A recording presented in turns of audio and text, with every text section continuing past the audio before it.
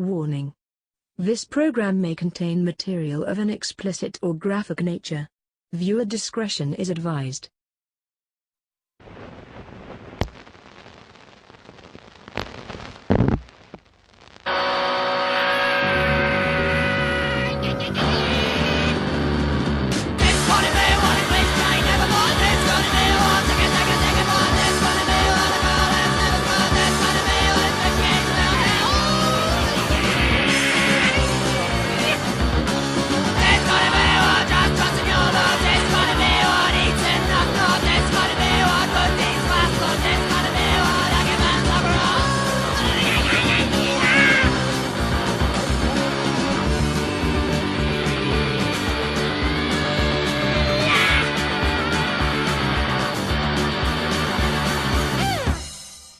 Broadcasting undead from the B ward, this is Post-Mortem. I'm Dom. And I'm JD. And today we're going to give you our top 5 winter horror movies. Yeah, frigid horror. It's getting cold here in the B ward. Sub-zero. There has to be snow. That's my only criteria. Yeah. Informa. It could be, no, not that snow. Not the Canadian rapper. That's, alright, that's the end song right now. Yeah, done.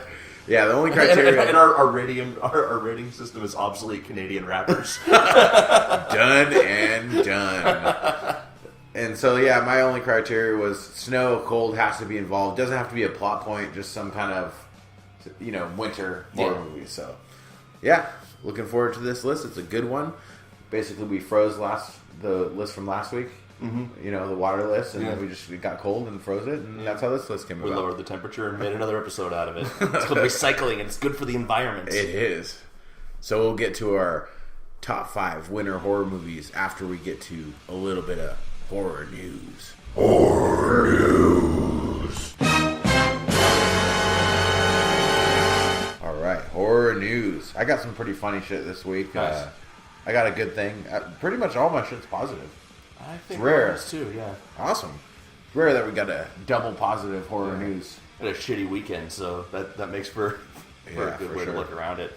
If those of you who are listening, if you heard about the Ghost Ship fire in Oakland, California, there was this artist collective called Ghost Ship that was set in a warehouse in Oakland, and they had a rave there, and it caught fire. And the stairs that went from the bottom to the second floor were basically made out of pallets, and they burned first, so everyone upstairs asphyxiated and burned to death. And a friend of mine that I've known since I was 9 years old got caught in that fire. So, if you've gotten any extra money, there's a GoFundMe page set up to benefit the families of the people who died in that. I'll post a link to it, but go check that out. Yeah, we'll put it in the comments of the Facebook, and we'll also put it on the website on this episode's blog post. So, yeah, people can donate. I'll be donating. Yeah. So 2016 took away the good people and empowered the shitty people. I know, what the fuck? Fuck this year, man. I hope... I was talking to a friend of mine earlier today, and I was saying to her that I hope that on New Year's Eve at 11:59 p.m., 1,000 white supremacists just drop dead. And that'll make up for the rest of 2016 being the way it is. Yeah. We could have some hypothermia set into Donald Trump after this episode of our winter horror movies. It might make things better. Yeah. All right, let's get to the positive. Sorry to hear that, man. And but we're gonna kind of change the mood. We're gonna go back to positive. We're gonna ramp it up. We're gonna do some happy. We're gonna do our goddamn jobs. They took our goddamn gerbs. I'll start us off because I got a pretty funny little piece of news. Okay. It pisses me off too, though, but it's still positive. So, a daycare in Jacksonville, Florida, pulled a Freddy Krueger prank on unsuspecting kids in the middle of their Halloween party. So a guy dressed in an authentic Freddy Krueger costume, mask, everything with the glove. You can see this video on YouTube. Okay. Came out and scared the shit out of these kids at the daycare. In the middle of spooky story time, a man dressed as a villainous legend, minus the fedora, jumped out of nowhere and possibly soiled some diapers in the process. The video is on YouTube. It's led to public outrage. Really? Yeah, people are commenting that on YouTube and shit that people should be fired. It's a big local story there in Florida. And it's gone viral. Of course it's in Florida. Yeah. Everything happens there. And an array of parents are up in arms over this debacle. Many appalled parents are saying that's inappropriate, and the daycare's come under fire from a lot of social media parental debaters. Many on the comments of YouTube, like I said, call for them to not just get fired, but to be charges brought against these people. Jesus. They want arrests. Right. For a Halloween prank. For a Halloween People prank. are supposed to be At a scared. Halloween party. Right. We need to stop getting our panties up in a bunch. That's fucking ridiculous. If you can't scare little kids on Halloween, then we need to just get rid of Halloween. Yeah. Because that's what it's for. That's what it's all about, you know? I mean, if they were, like, autistic kids or something like that, I could see where there would be a problem. But if these are, like... No, there's still not a problem. I will scare the shit out of a Down syndrome kid. It's for Halloween. Chasing a Down syndrome kid down the street with a Yeah. chainsaw. When I was they don't run as fast, so you can catch them. It's very inappropriate. Wow. I apologize. Anyways, yeah, when I was a scarecrow for Halloween, people tried to press charges on me. I'd be like, "Fuck you." Yeah. You came onto my property. Yeah, you came onto my property. You see fucking flickering lights and scary sounds, Halloween theme music, all this fucking scary shit. You're asking and you bring for your it. kids up there, You're and you asking see the for it, fucking yeah. scarecrow sitting there, and you see the other guy with the Jason mask sitting there. You know, my decoy. Your shemp. Yeah, he's my shemp. And you still bring the kids up there. If anyone would have got mad, luckily no one got mad. All the parents laughed, you know, and I scared the shit out of their kids. But this is the problem with America is that, you know, I'm all for, you know, offensive humor and not being PC. Right. It just, you know, there comes a time when there's time to be politically correct about certain issues. Right. But when it comes to like Halloween and scaring kids, come on. Yeah. Well, it's like... He didn't, like, if he would have jumped out as Freddy Krueger and then fingered him with the knife glove or something, Yeah. and then raped him, then there could be up in arms about it. There's a reason for that. Yeah. It's Yeah. like... Well, I'd said earlier on Facebook this week that, like, there's a difference between being not PC and being a fucking asshole. Yeah, I saw like, that, yeah. Being not PC is like... when you're doing something for a reason and you're doing something and it's all in good fun and no one's getting harmed and, like... You know, you're not oppressing the rights of other and people. comedy to get your point of view across and make it comedic, you know. Being a fucking asshole would be if you jumped out and then punched the kids in the face. Yeah, exactly. You know? Or if you jumped out and then punched only the black kids in the face. Right, or right. the gay kids, you know. Right, or, you know, you jumped out and your dick was hanging out of your pants or something. Yeah, That's... well, I mean, I just had a straw hanging out of my pants. But... Right. Yeah, but it's bullshit.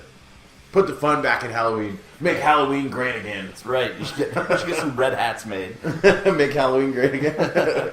You see those? There's a red hats, like the Donald Trump hat, and it says "Make racists afraid again." Nice. I like that. Yeah, me too. What you got this week? So, although Konami killed the collaboration between Metal Gear creator Hideo Kojima and Guillermo del Toro when they pulled the plug on Silent Hills, it appears the two did work together on Sony's upcoming horror game Death Stranding. 2 teaser previews have been released featuring digital characters played by The Walking Dead's Norman Reedus and Hannibal's Mads Mikkelsen. But the newest one also features a character modeled after Del Toro. And immediately following the release of the trailer, Del Toro took to Twitter with the simple tweet, "Fuck Konami."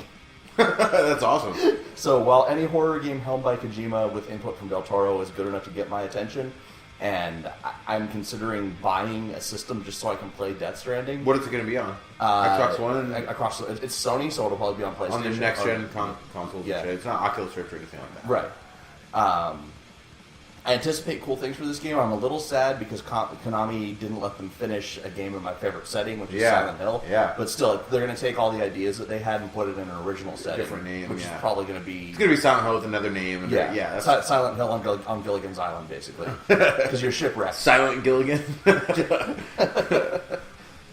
That's pretty awesome. Yeah. The fact that he was like it comes out, it's this awesome trailer, and Del Toro just tweets, "Fuck Konami," with a link to the trailer. That's awesome. I love that guy.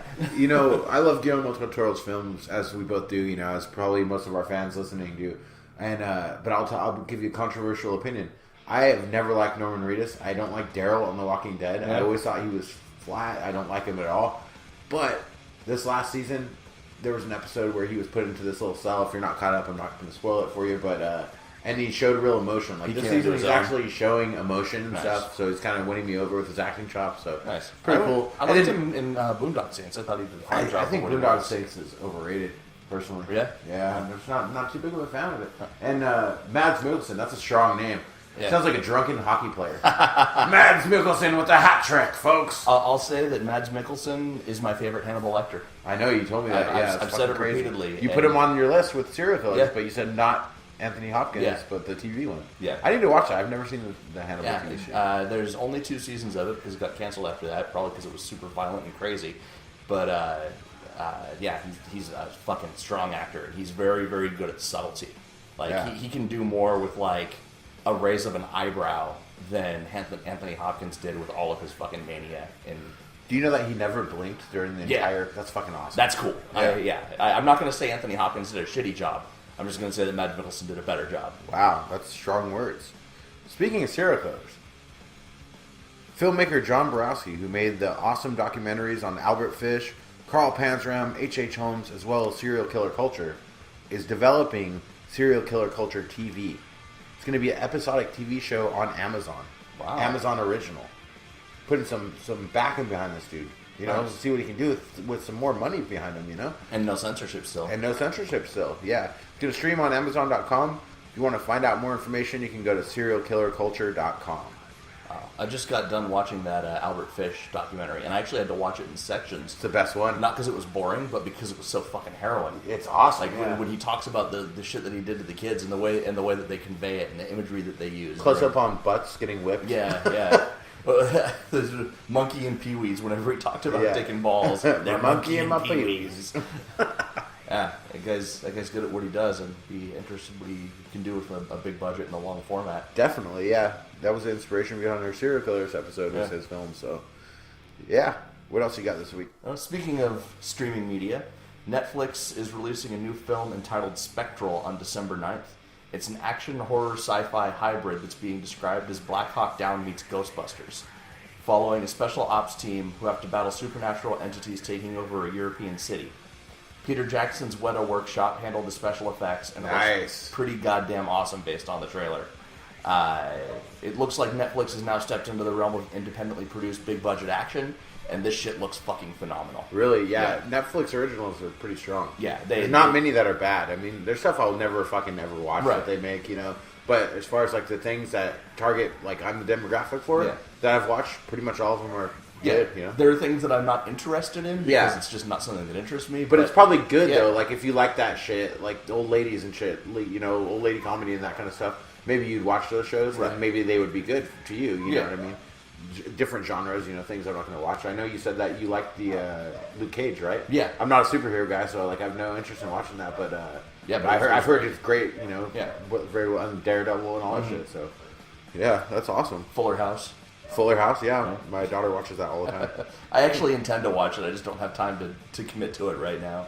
Everything that I have to watch has to be for this show. Dude, there's an episode where one of the older daughter, I think, goes and learns pro wrestling. Is doing like, and the actress actually trained for like a couple weeks. Wow. And she's doing like tilt-a-whirl, hurricane rondas and shit. Wow. That's cool. Yeah. Go Candace Cameron.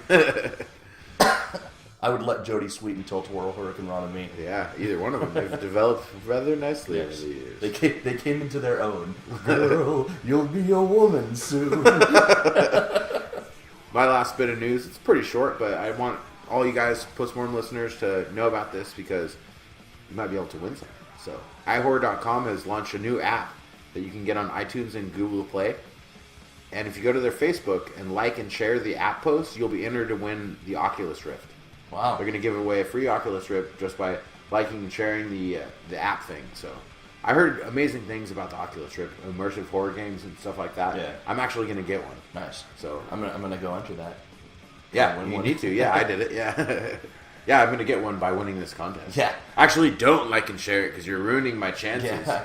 Fuck you, listeners. Yeah, you know, you got awesome immersive horror. There's like racing games and shooters and the arrival of porn, Oculus Rift porn. Yeah. I think that would be pretty awkward, you know? The Oculus word. Like in Lawnmower Man. What? Virtual flying? Virtual falling? What's next? Virtual fucking? Yes, that is exactly what is next. Yeah. You got one more thing? Yeah. So it was recently reported that 20th Century Fox is going to be rebooting / remaking Escape from New York, which made my butthole pucker. But new details have been released via Bloody and Disgusting in an exclusive release, and what's going into production is not a remake, but a prequel featuring a younger Snake Plissken. the movie's not going to start in New York, but will instead start in a European city and show how Pliskin got apprehended. And then it will show what future New York was before the disaster that caused them to turn it into a prison city. That's cool. That's so much better than a remake in my eyes. You know, and they want to make a trilogy that ties into the John Carpenter movies. So is it going to be like the prequel and then the original, and then that I'm not sure the about. Shitty sequel? Yeah. Is that the trilogy, or is it a new trilogy? They want to make a new trilogy. Oh, that's awesome. That ties into it. Okay. And so, like, Snake Plissken starting with 2 eyes. That's, like, one thing that they made a big point on. Like, he's starting with 2 eyes, so we're going to find out why he has an eye patch. That's awesome. Yeah, they haven't said anything about acting or casting or anything like that, but the script was finished in October, and it's in pre-production now. I think he can come back. I think he still's got the chops. He can do it. Kurt Russell can fucking do anything. He's like a vampire. I would love it if they made this prequel and they just everyone acted like he was young and it's just modern day. He gets some Just for Men beard things, you know, comes in some color in his beard. You know, when it's bad in movies when they do flashbacks and it's the same guy, just the same age, but he's like in high school. Yeah. Like in Dewey Cox, you know. Yeah. I'm only 14 years old. That would be awesome. Kurt Russell playing like 9-year-old Snake Plissken. Yeah. Just with walking around on his knees with the shoes on his... Or like as a baby and his mom's pushing a stroller and Kurt Russell's just in it wearing a diaper, a pacifier and a bonnet. Like CGI his actual head onto a baby. I love it. All right, that movie needs to happen. If you're listening, Hollywood, make that so. Why has nobody developed any of my sequels? Yeah, god damn it. God damn it. This is gold. This is box office gold. Straight up. All right, we will be back with the good movie and the bad movie. And then our top 5 winter scenes. Yes. Not scenes, movies. Winter movies. Winter movies. I'm so cold I forgot what it was. Forgetfully frigid. We'll be back. Hi, thanks for listening to the Postmortem Podcast. If you want to support us, go to our website at www.postmortemshow.com and click the Amazon link. By clicking on the Amazon banner, Amazon will give a small percentage of the purchase price of your item back to the Postmortem Podcast at no additional cost to you. That's right. It doesn't cost you any money. We get money. You want us to keep doing this? You want more Doug Jones talk? You want more dick and fart talk? I don't care. We're going to do it. Fund our filthy, filthy habits. Yes, and they are many and they are fast. And most of them aren't legal. Yes. Click the banner. Just do it. Come on, don't be a dick. Give us money. It's time for the good movie. And the bad movie. Sticking with our positive vibes, I hope you got something good this week. I've got an okay movie, yeah. Me too. I got a pretty good one. And it's streaming on Netflix, so everyone can check it out for free. But before we get into the good movie, let's get to the stinkers. All right. My stinker. Don't talk about your stinker on the show. Stinker. Actually, it's a bad movie. It really is. It's loose. Yeah, my stinker's loose. And my stool is loose. Loose and stinky. Just the way I like it. It's a 2016 supernatural horror movie directed by someone named Trip Rame, and it's called Bleed. It's on Netflix right now if you really want to go and watch it. I saw the box art and it had 1 star, Yeah. so I did not watch it. Yeah, I ignored that because I had heard that the movie was coming out, and I'll talk about the music on it later. But the composer is someone that I like, so I had never seen a movie that he'd composed before. Oh yeah, so it's something that I was excited about, and well, a doctor and his pregnant wife move into a house in a strange rural town. When some friends and family come to visit, they decide to go and ghost hunt an abandoned, burned-down prison on the outskirts of town in an attempt to find the ghost of a cannibalistic serial killer that once terrorized the town.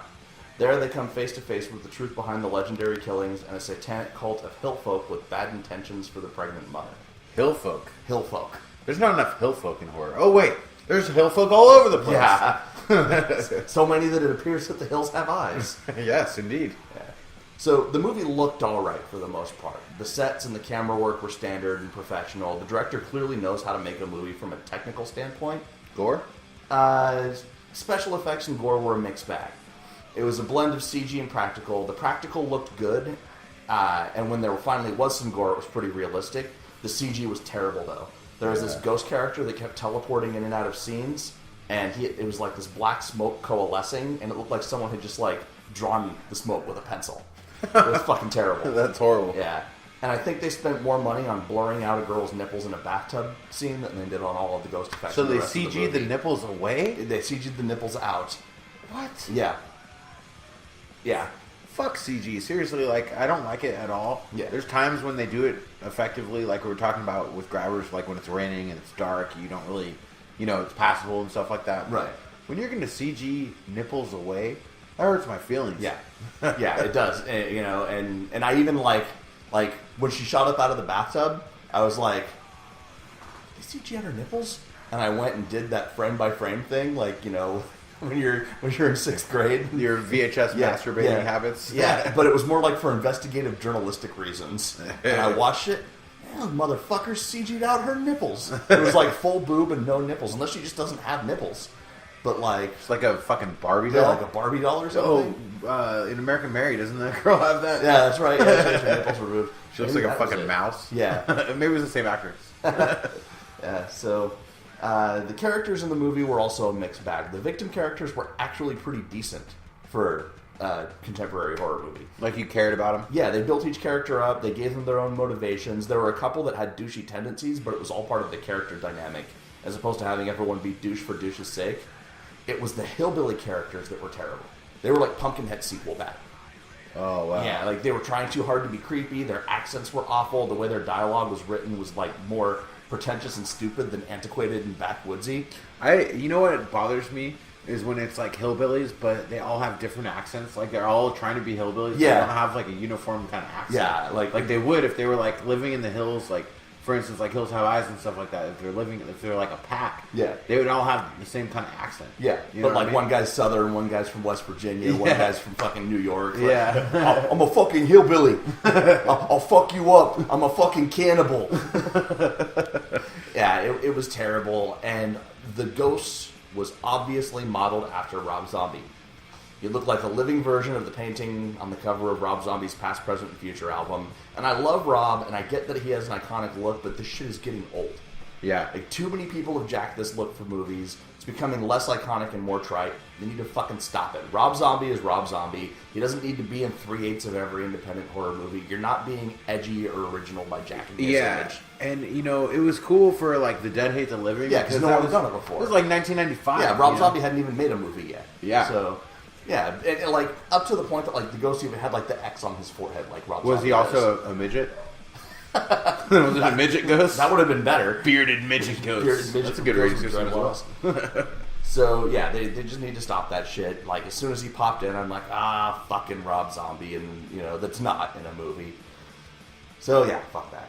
The story was the big problem. It was a mess. And that's where this movie suffered. It was extremely convoluted. It felt like the makers had an idea for a whole series of movies, but weren't confident that they could get backing for it. So instead, they tried to cram all of the ideas into a single 90-minute movie, giving it the Zack Snyder effect, where there's too much going on for you to care about anything. And while there was some gems swirling in the mush, they came and went too fast, and there was no context around them. It was just like, now we're ghost hunting. Now there's this. Now there's some hillbillies. Now there's that. Now there's this little girl with a weird birthmark shaped like a moon, and apparently that means something. And it's just, 5 pounds of shit in a 1 pound bag. Exactly. Yeah, and it all just fell apart, and it got to the point where I was just watching it, and I'm like, why am I continuing to watch this? Because that's bad. Yeah. You know what? I've sat through more stinkers than I ever have since we started doing this show. Yeah. Because if I'm going to rate a movie and review it, Exactly. I want to watch the whole thing. Give it a fair chance. Maybe something fucking awesome will happen at the end that'll redeem it. But that was not the case with this. And who was the composer you didn't talk about? The music is why I was excited to see the movie. Jerome Dillon, who was a longtime drummer of Nine Inch Nails, did the music for it. And he did not disappoint with his score. The music was very, very good. So the music's good. It was like his style of has this very distinct style of hard but slow drumming where he's just like beating the fuck out of his kit very intense. slowly. Yeah. And then like synths and choirs phasing in and out, and then banjo picking through it. Dude, I feel bad because, like, do you think he's pissed? Like, he worked on these songs, and if they're so good, and the score's so good, but the movie sucks, wouldn't you be so mad? Right. Because you could have done that for, like, a better movie. You Yeah, know what I mean? yeah, but Especially now he's famous, too. It's not like he's, like, just some jobber, It's not like just, like... coming off the street doing the scores, Right. he's going to put his name on it, and then people like you say, oh, I'm going to watch this movie because he is involved with Right. it. And then you watch it, and you're like, come on, dude. Yeah. Bro. Yeah. I can't You're hold it the against bro. Come on, yeah, bro. Come on, bro. Come on, Jerome. I couldn't hold it against him too much, but yeah. If there was a soundtrack for this, I would get it. Yeah. I'd probably pirate it because I don't want the director to have my money after this shit. But the music was very good. The music was very listenable, but at the end, it was gold on a turd, and it didn't do anything to elevate the status of the movie. Yeah. So, Bleed had a lot wrong with it. Its finer points were drowned out by poor pacing, shoddy digital effects that could have been way better and more cheaply accomplished with practical effects, villains that weren't scary. That said, I would like to see more from this director if he wasn't directing something that he was writing. Visually, he knew what he was doing. Oh, just a story. It was just a shitty story, shitty script, shitty dialogue.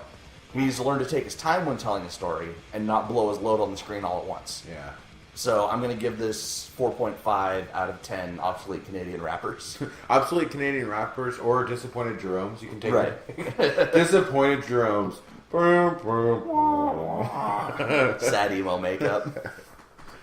All right, let's get into my stinker. Very topical.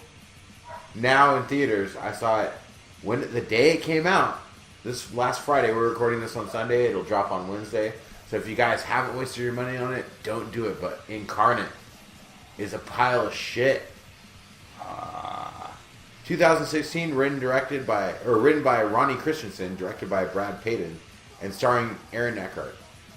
Scientists with the ability to enter subconscious minds of the possessed must save a young boy from the grips of a demon with powers never seen before, while facing the horrors of his past.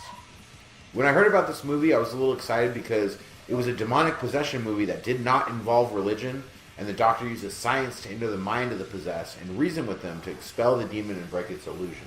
So, hooking up brain to brain and entering his mind.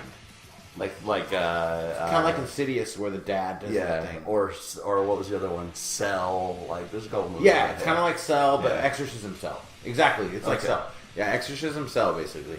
So, it's kind of like a combination of Insidious and Lawnmower Man, Inception, The Cell, but it pulls from everything, and it's so tropey and so fucking... It just gave me the uh-oh feeling. So, a demon kills the guy's family, leaves him paralyzed, and he vows revenge. So, he tracks the demon to a little boy and prepares for his greatest challenge. The concept of the movie seemed innovative and different, but it really is not. Okay. It's paint-by-numbers bullshit that you can project everything that's going to happen. Aubrey fell asleep during the movie, woke up, and knew what was going on. Wow. Aaron Eckhart is horribly overacting the whole time. He's so terrible in this movie. He's not a bad actor. No, he's a good actor generally. But, Like, look at his Two-Face. Yeah, he's fucking bad in this movie. Oh, that sucks. He's just so... He acts like... This is another one of those movies to where, like, it seems like it was written by, like a middle schooler. Uh-huh. You know? The only demon shit you get to see is blackened out eyes and Exorcist ripoff voices. There's a scene where you can see like a demon hand reaching and stuff, and you can see like horns at one point, when he's like talking to it, but it never fucking shows it. Huh. It never gives you the money shot of showing the actual demon. And that pissed me off. That can be good or bad, but if it was, has I guess to if be- it was has to really be done shitty, right, but, yeah. like the hand looked good and everything. Like in the original Alien, like it's not. It's scarier when you don't see the alien. You just see bits and pieces of it. Yeah. But that was done so artistically with such a build of tension that it made sense. And eventually you do see it. Yeah. And that's the thing, is this is near the end, you finally see a fucking hand and shit, and it's just... In addition to him being a horrible fucking overactor, they stole the whole team thing, like in The Conjuring, you know how they're like kind of goofy, like, oh, we're paranormal investigators, but, we're kind of like punk rock and like, funny and stuff like that. Right. They do this too. He has his little team with him that helps him do this, and they're like that too. Like the guy's got like his like emo haircut with his metal shirt and like metal band shirt. The Ghost Hunters are the comic relief, but they stole that from the X-Files. Yeah, it's fucking bad. Yeah, I love the what do you call them? The smoking gun. Or not the smoking guns. What do you call those hackers? Yeah. I don't remember what the group was God called. damn it! But they were all like funny and like but useful. Yeah, for sure. But they sucked at everything else. Like they sucked at life, but they were good at hacking. Yeah. The Lone Gunmen. That's what they it were. was. Yeah. So Billy and Bart Gunn. That's what they were. the smoking guns. I did say that. Smoking. Yeah. Bart Gunn's badass in real life. He's bodacious sometimes too. He is. And he's a friend that's mighty bombastic. But let's get back to Incarnate.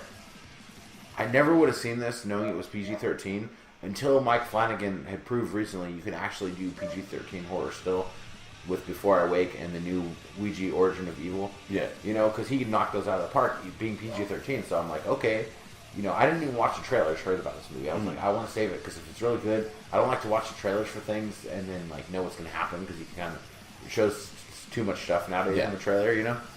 But I should have because I probably wouldn't have seen it if I watched the trailer. This is not scary. It's not unique. It just pulls from other movies and left me unsatisfied. It was a complete waste of time and money, and it's bullshit. So IMDb gives it 5.6 obsolete Canadian rappers. They even wrote that too. Wow. Oh, IMDb. They've been listening to the show. Yeah. In the future. I will say that 5.6 is generous. Okay. I'm going to have to give it like a 3.8. Wow. Obsolete Canadian rappers. Wow. In addition to Disappointed Jerome's. Maybe Disappointed Jerome is the obsolete Canadian rapper. That's his real name? Yeah. All right. All right. Good movies. So, my good movie is a movie that actually only had 1 star on Netflix and is getting torn up on IMDb. But I liked it. Yeah, that could happen. It's a 2016 supernatural horror film out of India. It's the first non-Bollywood Indian movie I've ever seen. Directed by some guys named Q and Nikon, and it's called Ludo, Ludo. I did see that on Netflix, and I was interested in it. Like I was thinking I was going to watch it, but I did see the 1 star. I'm like, yeah, because I was looking for a good movie at this point. You know what I mean? I already had a bad movie before I saw Incarnate. Yeah, and I needed a good movie, so I'm like, nah, I can't risk the 2 hours right now, or whatever it is, you know? Yeah, I saw it, and then I would have skipped it, but then I saw it was from India, and I was like, well, I'm gonna give it a chance. I'm gonna see because I've never, like it's I said, cool. Yeah, Indian horror movie, just like fucking Baskin, you know, Turkish horror movie and that kind of stuff. Yeah, so see how they contribute to Western cinema. Yeah. So the plot of this movie is that 2 teenage couples break into a mall after hours to get drunk and fuck. And they come face to face with a pair of vampires who possess a cursed game that hypnotizes its players and ultimately leads to their bloody deaths. So Ludo, the name, is not a reference to the friendly furry monster from Labyrinth. It's the name of the game that they play, which is sort of like Sorry or Trouble or like Parcheesi, one of those kind of games. Okay. Where you... like Jumanji? Jumanji, yeah. What was the space one? Like Cthulhu Yahtzee? No. Yeah. One of those games where like you have to like knock other players back down the slide. But in this case, when you knock a player back down the slide, you have to like first you have to kiss them, and then you have to do something else, and ultimately you have to kill them. And the vampires up the ante on it very fast. Most of the movie looks like a music video with dramatic angles and lightning quick cuts and hard, colorful lighting and frenetic pacing, but it works for this story because it has a sort of non-linear time progression. Because they've got the main story of what's happening with the kids in the mall with the vampires, but then there's also these weird time warp flashbacks telling the story of the vampires and how the game came to be. The special effects were kind of a mixed bag. They were almost all practical, which is good, and the gore was fantastic. There was a gutting scene that looked really good. All of the flesh biting looked good. Anything that involved blood looked really good. But some of the makeup was a little bit off. Like one of the vampires was supposed to be this horribly scarred old crone, but the actress was actually young and attractive, so it just ended up looking like a hot chick with too much makeup, silly putty on her face, and baby powder combed into her hair. I call it the Troll 2 effect, because the witch, who's the actress is hot, but she's trying to play a nasty old witch. Yeah. The characters were mostly good. The 2 main guys were an interesting pair. One was a prankster who was always fucking with his friend, and the friend was a guy who took himself way too seriously and was desperately trying to be cool, even though he was kind of an insecure wuss. like the one friend's always just fucking needling his buddy, needling his buddy, and his buddy's like doing all these like tricks, like flipping cigarettes into his mouth and like riding his motorcycle around and trying to be a badass. But then there's a scene where some cops stop them and like basically the cops rob them. Like they slap the dude and take his money and they take his girlfriend's sandwich and like he doesn't do anything about it. He's just kind of a pussy. So it's like a combination of Jumanji and Interview with the Vampire? Yeah, pretty much, yeah. The girls in the story were pretty much clones of the same character and not really well fleshed out, but they were super hot, so they had that going for them. And as far as is it all Indian, like actors? Yeah. And God, the women were fucking hot. Like there was not, except for one of the girls' moms, there was not an ugly woman in this movie. Wow.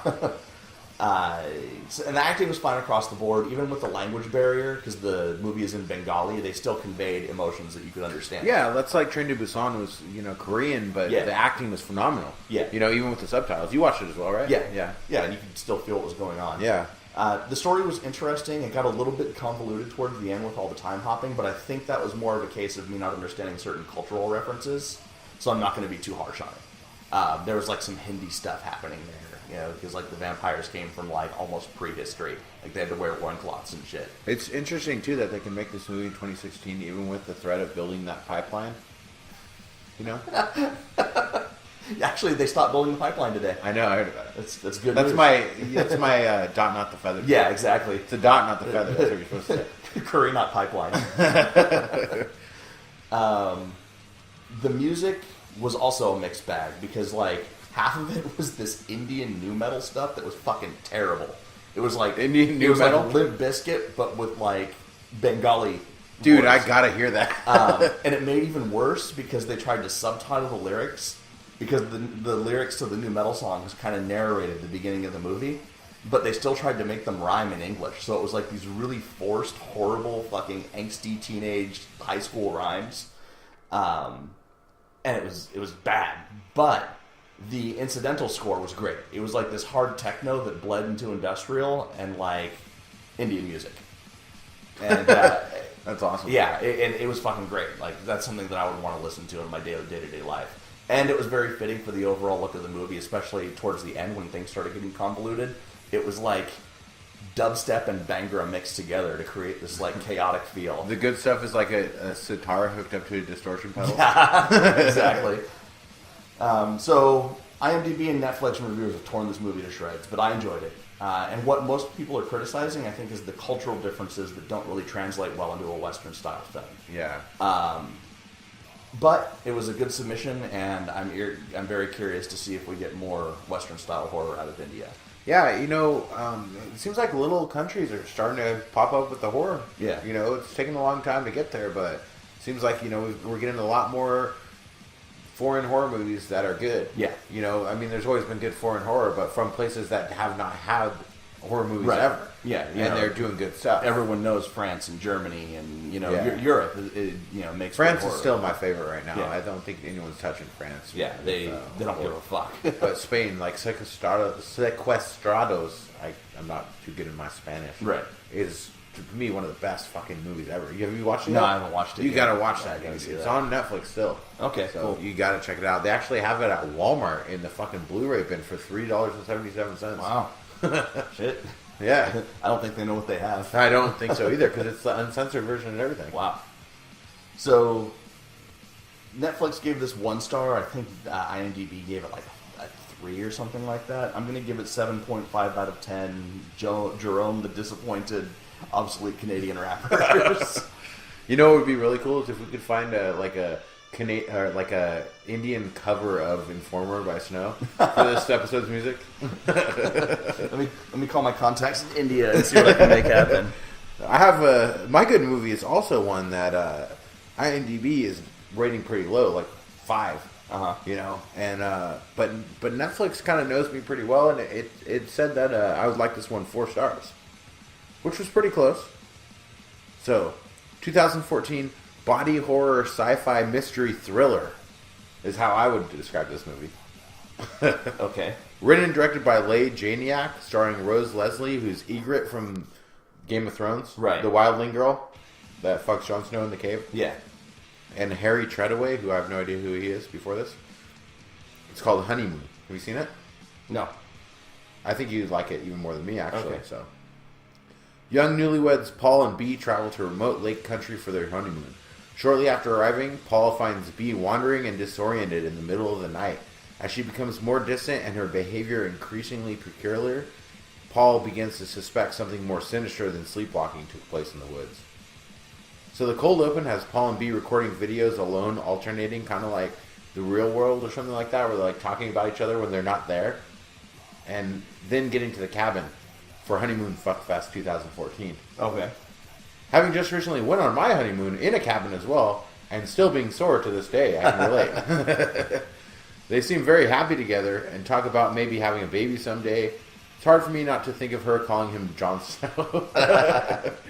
When they go out on a boat in the lake, the husband shows his pansy side with the life jacket and says the water's too cold to get in with like putting one toe in it. So they go to a restaurant near the lake and people there are acting really strange. One of the owners of the restaurant, Bea, knows from school, and it's implied that she may have lost her virginity to him when they were young.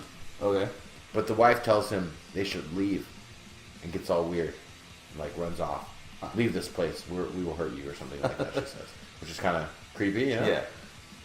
Paul awakens at 4 a.m. to find Bea missing and searches the woods for her, finding her naked and freezing and catatonic. Then she starts screaming. Kind of like the kid in the box. You know, when he opens the box, he starts screaming in Sinister. Yeah. After that, she slowly starts acting weirder and weirder for the rest of their honeymoon. First, she forgets how to do simple things like make coffee. Then she starts using words out of context and talking to herself in the mirror, like rehearsing what she's going to say to him.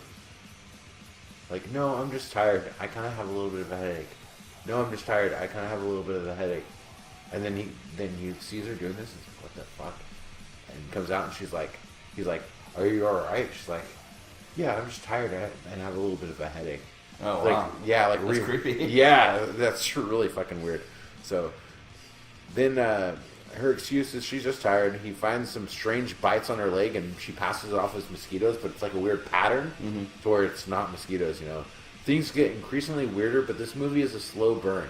The acting is good, especially Rose Leslie. She plays weird and creepy and like disoriented very well. Is she American or is she British? They're both British, but playing Americans. In this Okay. movie. Yeah, which is weird. I never understood those choices where they're like they hire a British actor and make him speak English accent or American accent. You know, I can't tell much more about the plot, but it has some twists and turns and gets creepy. It's a mystery as to what is happening until the very end. So it kind of keeps you like wondering what the fuck is going on here. It's never right there out in the open, and even the end leaves some questions unanswered, and different people could probably interpret what happened different ways.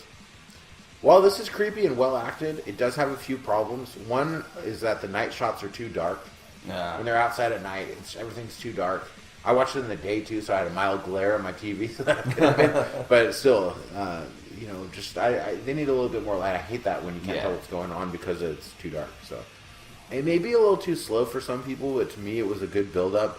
And the movie is just two characters, so the character build-up is needed to make you care about them, which I did genuinely care about him. Like nice. I did, you know, putting myself in his shoes. Like they got me. So I also think the ending might not be satisfying to everyone since everything is not wrapped up in a neat little package and it keeps you guessing. But I kind of like that sometimes. Right. Sometimes it's good to have a finite ending. Sometimes it's good to leave it up to interpretation. Yeah, and let you think about it a little bit. Yeah, for sure.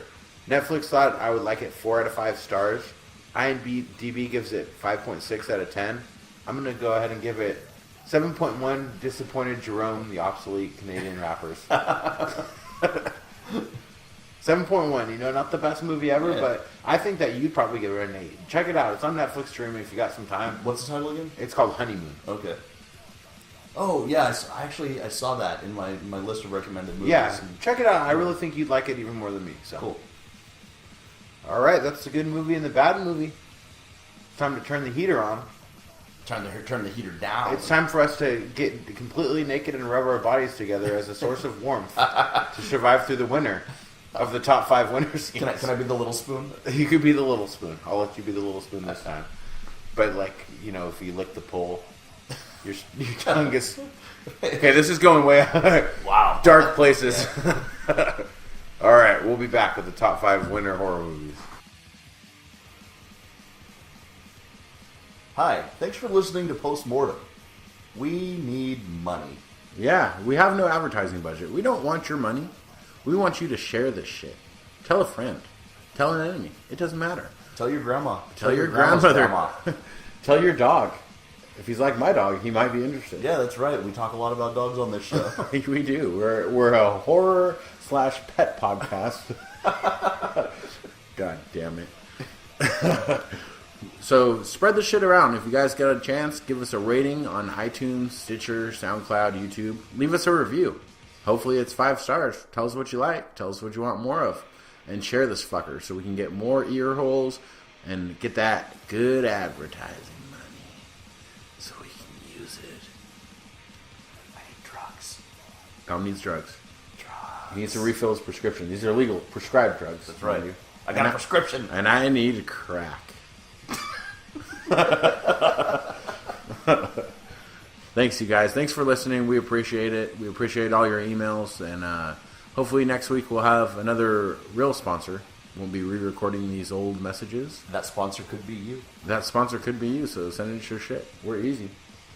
Fucking Screenbox. Fuck you, Screenbox. Fuck you in the face. Yeah, or Shudder. I can't remember which one it was. Either one. Fuck them both. Fuck you. Dicks. Anyways, thanks for listening to Postmortem.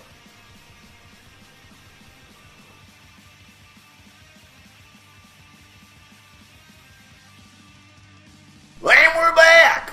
With the top 5 winter horror movies. Starting to get chilly here in the B Ward. Yeah. Had to adjust the thermostat a little bit. Yep, we're in December, so it's going to start snowing here in the B Ward. Just in the B word. Just in nowhere else in California. Yeah. Yeah, winter horror movies, man. This is a pretty expansive list. There's a lot of horror in the snow. There's a lot out there that I hadn't seen. Yeah. Like, when I was doing my research for it and was looking at different movies, like, I haven't seen that, I heard of that, but I never saw it. Like, yeah, so. Definitely. Well, you want me to start us off? Sure. My number 5 I had previously reviewed, and you agreed with me that it was a good movie. I think I gave it like an 8, but it's still streaming on Netflix. It's been on there for years. Pontypool. Yeah. Pontypool is awesome. Great movie. It's very low budget, but it works. They did it right. Yeah.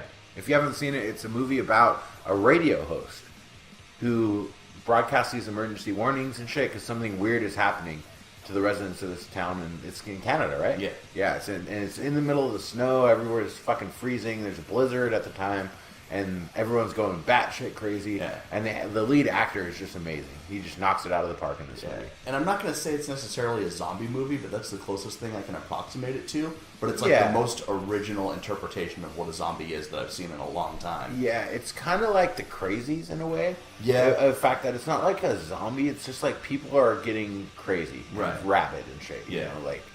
But the movie itself, I mean, it really hooked me in. Yeah. Because I like to listen to a lot of like audio theater, like No Sleep Podcast, Chilling Tales for Dark Nights, Oral Simulation, those kind of podcasts and shows that are like recorded versions of stories, you know, with completely special effects and music, mood-setting music and stuff like that. And it kind of is like that when he's talking on the mic. It kind of reminds me of that, but like a live-action movie, you know? So I did enjoy it. And if you guys... And that guy was such a great actor. He did. He nailed it. And if you guys haven't seen Pontypool, check it out. Give it a shot. I never watched it for a long time because of what it said. Yeah. It's like a sound that's making everyone do that. Yeah.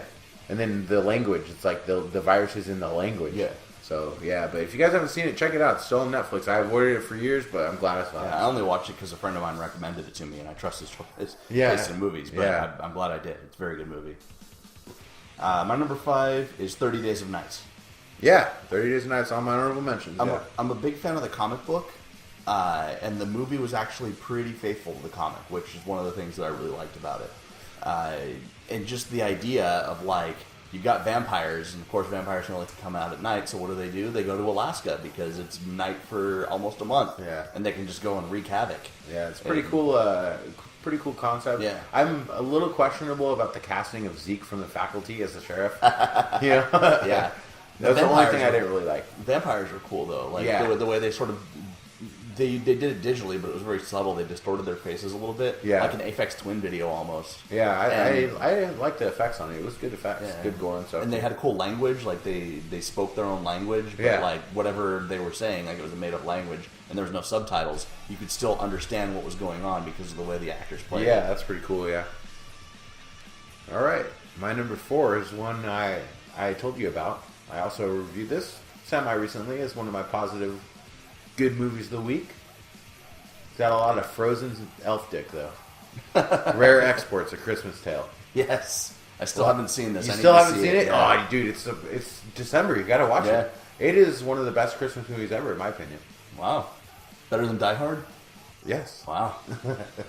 Die Hard's pretty sweet, though. But Christmas may come up multiple times on my list, but Rare Exports is, I believe it was Swedish or Finnish. I can't remember exactly where it came from. Somewhere over there in Europe. Yeah. Where people still speak English and other languages that are kind of like hoity-toity. Yeah, umlauts and lines over vowels. Yes, exactly. But it's an awesome, like, horror movie told through a child's perspective. I would love to watch this with my kids, but there's way too much little shriveled up Danish. I think it's Danish.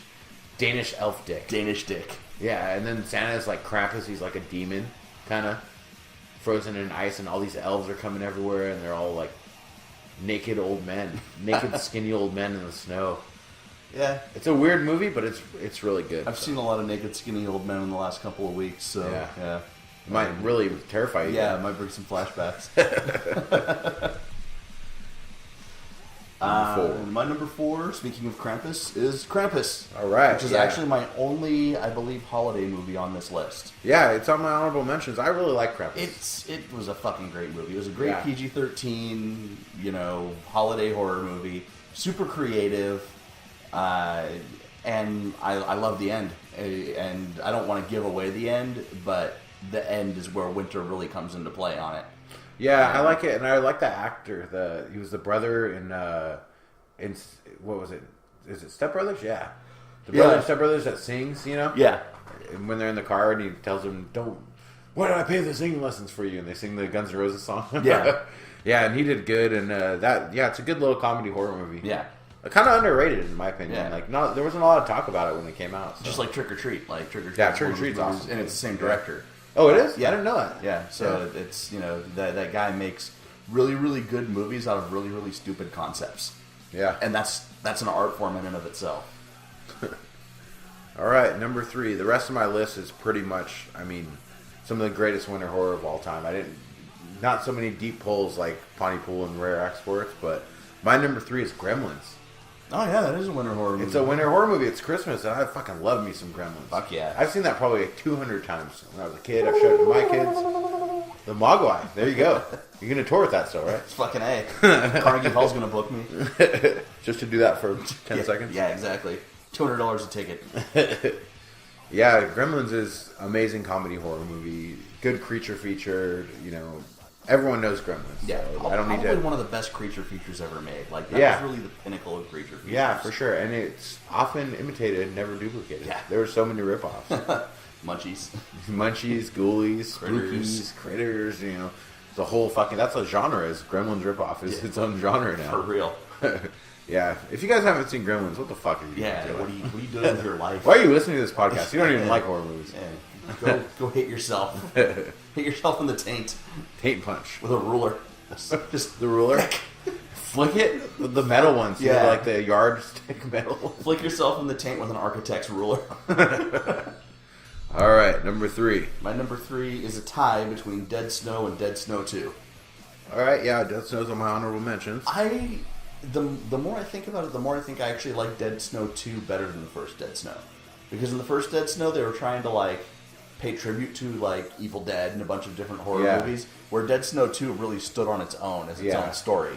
And, the idea of the only way to fight Nazi zombies is to bring back Russian zombies. Yeah. And, they brought it into the town with all the weird people, and it was in English, so, that made it a lot easier to watch. Yeah, not just that, too, but, like you said about going with all the tropes and throwbacks and nods to all these other movies, it was more of its own thing, like you said, and it was when I heard that there was going to be a Dead Snow 2, I thought it was going to suck. Yeah. You know, because it's one of those kind of Yeah, movies I where avoided it for a while. I watched Yeah. it when I didn't have anything fucking better to do. But Red versus Dead is a pretty cool Yeah, tagline. yeah. And when I understood that like they were bringing back Russian zombies, that kind of like turned me on to it a little bit more, and I was like, all right, I'll give it a chance. It swayed you. It swayed me. It did. Patrick Swayze you. With its mulleted wiles. My number 1 and number 2 are so interchangeable. It was so hard for me to decide what's going to be number 1, what's going to be number 2. I'm kind of like that with mine too. Yeah, and like I could have just said there's no number 2 and here's a tie for number 1, but wanted to fill out the list. My number 2 is The Shining. Okay. That's a winter horror movie. Yeah. Yeah. Secluded, Lots of snow. lots of snow, lots of mazes, Lots of Jack Nicholson freaking the fuck out. lots of Jack Nicholson freaking Have you the fuck seen out. Shelley Duvall recently? Yeah, that was actually, I forgot that was going to be my horror news. Yeah. Fuck, she looks bad. She looks bad. She's crazy as fuck. Yeah. Yeah. You got yeah. Scatman Crothers in a snowmobile. I'm sold. Yeah. Fucking A. Yeah, The Shining is fucking awesome. It was one of those movies too when I was a kid that it felt like homework to me for some reason. I never really finished it when I was a kid. Right. Because it's a very dense.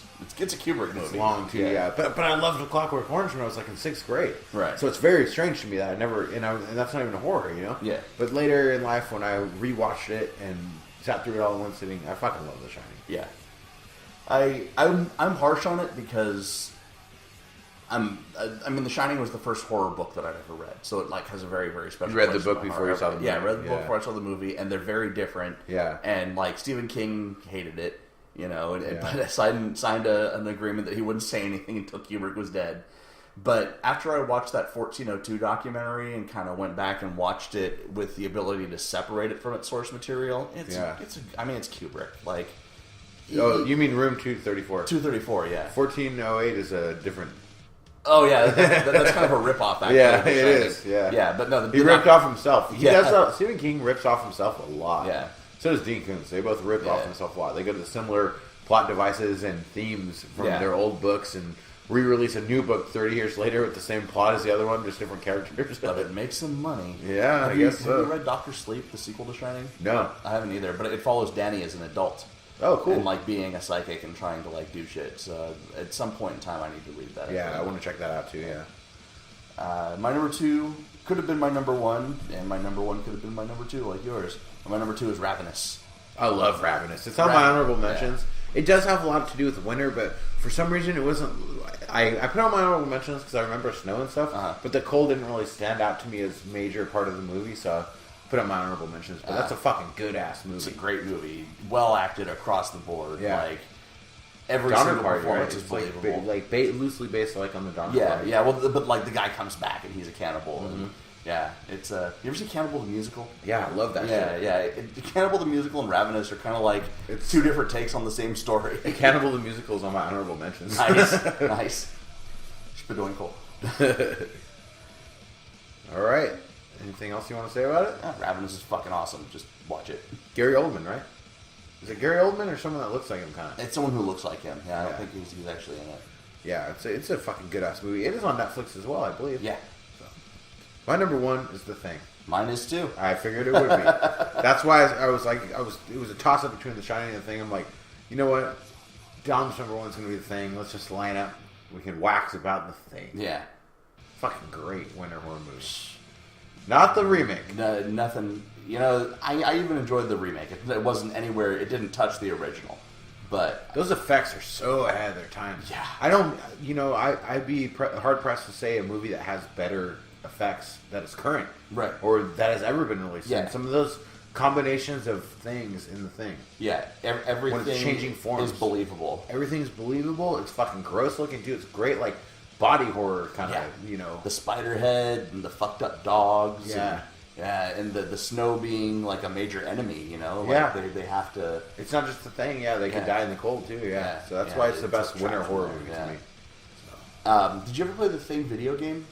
No, I didn't. It came out way after the movie. Yeah, yeah. And when it good? when you got it on the initial release, they gave you a copy of the movie just in case, like, you know, kids hadn't seen the movie. You could buy like the video game and the movie in a double pack. Really? Well, Yeah, that's when cool. it was PlayStation 2, right? Yeah, Yeah, Actually, it might even be PS1. No, it's PS2. Yeah. The graphics were too good. It's a really good game. The winter is also a factor of it because you have to go from cabin to cabin, but you can only be out in the snow for so long. I'm gonna play that on my emulator. Yeah. Like Breath of Fire 3. Right. Yeah, it's a great game, and like you encounter people because like a team goes to investigate what happened, and then you have to go and investigate what happened to the team, like in the thing. But it's all in the aftermath, and you find various members of the team, but you don't know who's infected and who's not, and they don't know if you're infected or not. So like you have to do things to get these people to trust you, and they do things to try and get you to trust them. And there's like this whole It's like a whodunit. Yeah, there's a whole cool. social interaction system within the game, and like if you're like, Is it always the same person? no, they change it. Oh, that's awesome. Yeah, it cycles, so it'll be random. But like if you're running with a dude and you get attacked by one of the monsters and you're fighting and you accidentally shoot him, it'll like lower his trust of you. There's an effect that everything has an effect. That's cool. Yeah, it was very It's like well The written. Sims. Yeah, it's like The Sims with alien violence. The Sims with tentacles and body horror and snow. I would play that version of The Sims. So we haven't went on tangents for a while, but what is your favorite horror video game of all time? Silent Hill. Silent. Oh, what the fuck? Kind of stupid question. What is mine? Doom. Yeah. Another stupid question. Yeah. That was a pretty short ass tangent. Yeah. Didn't have to even think about that one. All right. Honorable mentions. Let the Right One In. Winter horror. Misery. Winter horror. Yeah. Sometimes they come back for more.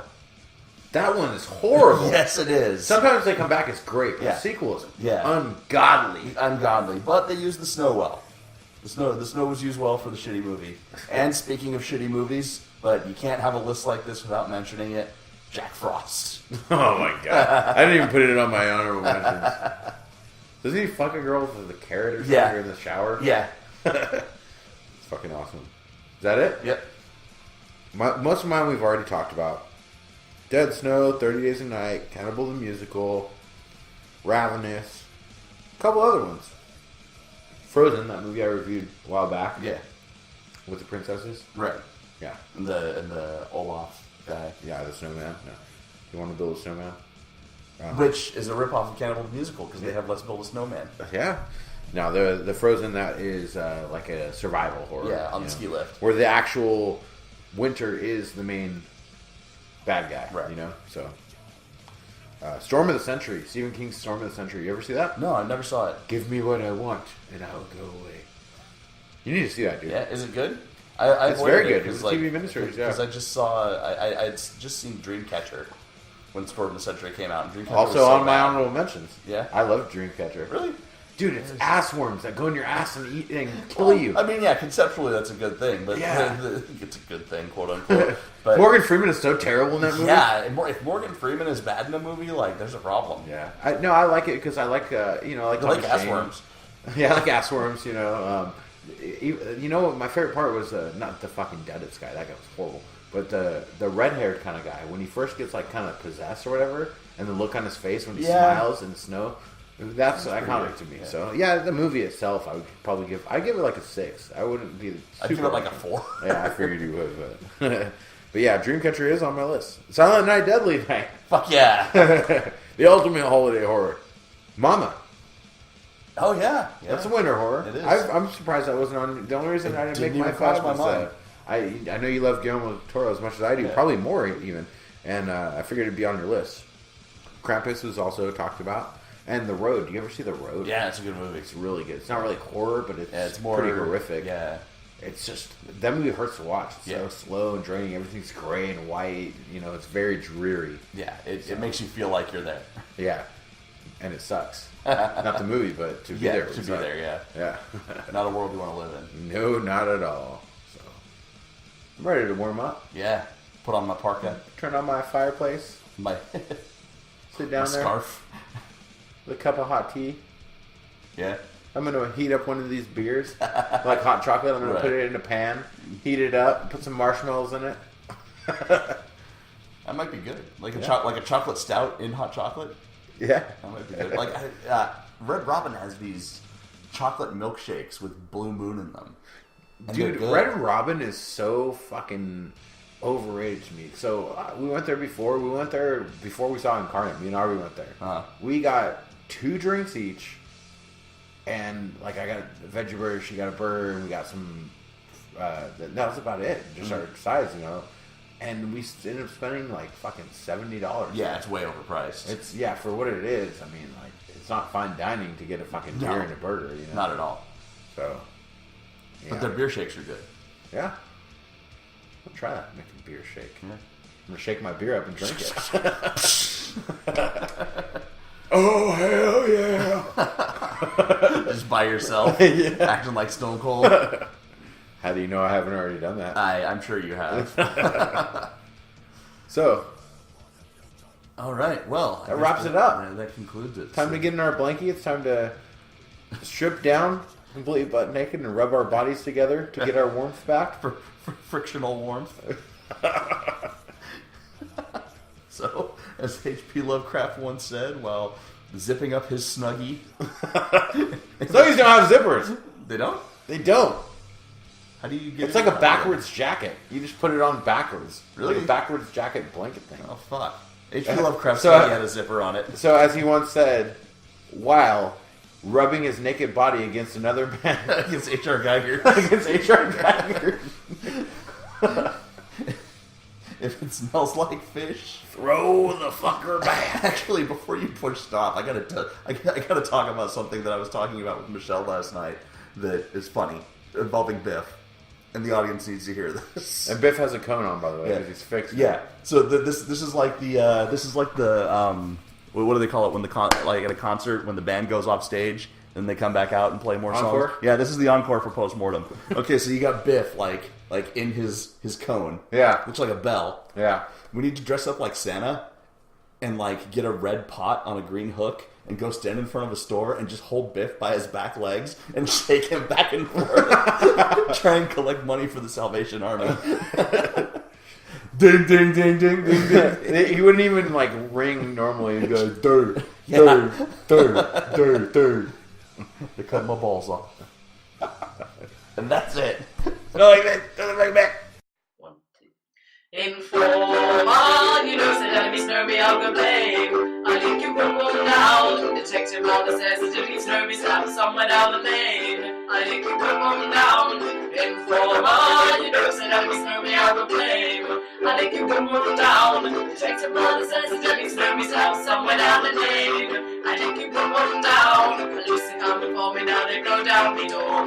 Breaking the bar through my window, so they put me in the back the car at the station. From that point on, we reached my destination, where the destination reached out at East Attention, where they looked down me pants, looked up me bottom. So informer, you know, said enemies know me, I will blame. I need keep them one down. Detective Marla says the enemies know me, slap somewhere down the lane. I need keep them one down. Big old demanded him to more power. They want to phone and say that 1 hour. We will want to use it once, and now we call me lover. Lover who we call it, I don't want tabby. I'm me lover and my heart down to my belly. Yes, the enemies know me, I'm cool and deadly. And the one MC Shan and the one that is known. Together we are lover, miss a tornado. So informer, you know, the enemies know me, I'll go blame. I think you will move down. Detective Mother says the enemies know me, stab somewhere down the lane. I think you will move down. Informer, you know, the enemies know me, I'll go blame. I think you will move down. Detective Mother says the enemies know me, stab somewhere down the lane. I think you will move down. Listen for me, you better listen for me now. Listen for me, you better listen for me now. When we rock in the microphone, we rock on steady. Yes, the lyrics near me are the article down. But they're in there out to dance and they say where you come from. People ever say you come from Jamaica. But we wanna raise it out again, we want just to know. You black people, what is all I want to know? Yeah, we shoes are interrupting and we toes is the show. When we up on it, how do you want to run toe? So informer, you know, say don't be snowy, I'll go blame. I think you can walk down. Detective Mother says the dirty snowy stab somewhere down the lane. I think you can walk down. Come with a nice young lady in intelligent, yes, she gently hardy. Everywhere we go, we never left her at hardy. It's a daddy Snowy hardy rum dance manner. Romancing a dancing in a nation. You never know, say that if he's Snowy hardy. Shakata, we never lay her down flat in one on cardboard box. This a daddy be Snowy, I'll go yachting at the top. So everyone, you know, say that if he's Snowy, I'll go play. I lick you one more down. Take him out, says the daddy Snowy, out somewhere down the lane. I lick you one more down. Informer, you know, say that we Snowy, I'll go play. I lick you one more down. Take him out, says the daddy Snowy, out somewhere down the lane. I lick you one more down. I lick you one more